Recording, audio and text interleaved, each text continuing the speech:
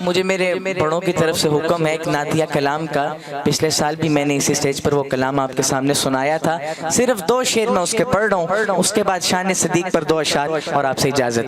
ملاحظہ فرمائیں.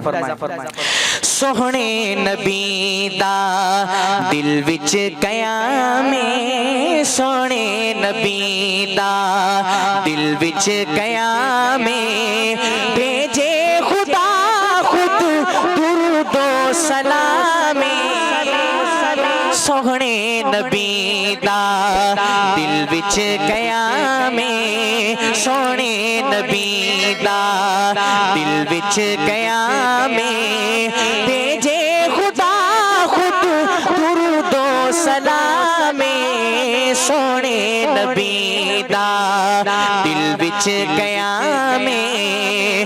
آدم تو عیسیٰ سارے پیغمبر پیچھے کھڑے نے اقصیٰ دے اندر, آدم تو عیسیٰ سارے پیغمبر پیچھے کھڑے نے اقصیٰ دے اندر, من لئی امامت اللہ اکبر, من لئی امامت اللہ اکبر, نبیاں دی صف دا, نبیاں دی صف دا چنیا امام, سوہنے نبی دا دل وچ قیام ہے, بھیجے خدا خود درود و سلام ہے, سوہنے نبی دا دل وچ قیام ہے.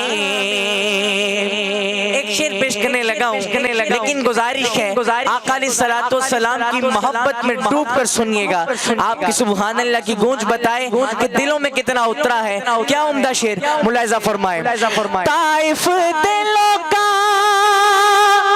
پتھر وسائے, پنڈا لہو وچ پجیا پیائے, طائف دلوں کا پتھر وسائے, پنڈا لہو وچ پجیا پیائے, زخمات بدلے دیندا دعا,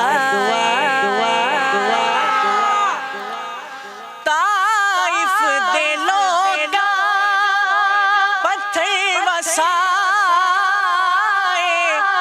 پنڈا لہو وچ پجیا پیائے, زخمات بدلے دیندا دعائے, پھلا دی بارش اس دا کلام, سوہنے نبی دا دل وچ قیام ہے, بھیجے خدا خود درود و سلام ہے, سوہنے نبی دا دل وچ قیام ہے.